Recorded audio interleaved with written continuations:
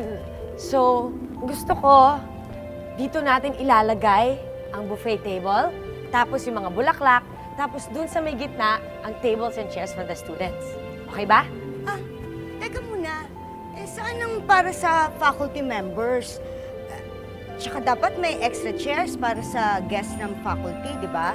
Katulad ko, may date ako noon. Ha? Ikaw? May date? Doon? Sino? Alam mo ikaw, masyado kang chismoso. Teacher ka pa naman.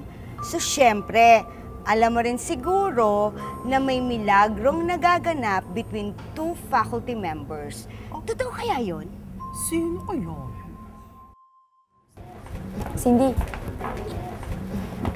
Cindy, ano sabi ko sa'yo? Sarah, pwede ba? Iwan mo na lang ako. Eh, ba't ka pa kasi umasa na gusto ka ni Lucas? Yun tuloy. Sakit ba? Sarah. Alam mo, kung ako sa'yo, uupo na lang ako sa sulok. Tsaka magbabasa ng libro. Kasi di ba malapit na rin yung exams? Eh baka bumaba yung grades mo, ay makita ng mama mo. I'm sure ako magtatanong sa'yo kung masakit ba?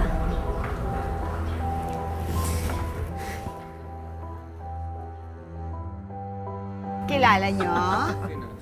Itago na lang natin sila sa initials na... Ay, hello po. I think you're just wasting your time. Sayang lang ang preparation nyo dahil hindi naman matutuloy ang ball. Sayang naman, excited na kami actually. Oo. Oo nga, Miss Lee. Sayang Pati naman yung ang mga preparation. Pwede naman namin tuloy pa rin eh. Oo nga naman. Na kanino ba ang loyalty mo, Mr. Santiago? Kayo naman, alam mo bilang may anak at pinaanak sa school na to, eh alam ko mararamdaman ng mga kids. Saka sakaling hindi niyo tutuloy yung ball na yun. Ako, Miss D, remember, dalawa rin ang anak niyo.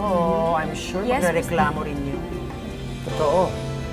Abay, matagal lang inaasahan ng mga bata yung ball na yan. Huwag naman kayong KJ. Pagbibigyan ko kayo ngayon, ha? Pero ngayon lang, huli na to. Ismail na yan. Yes, Miss Lee. I need you in my office.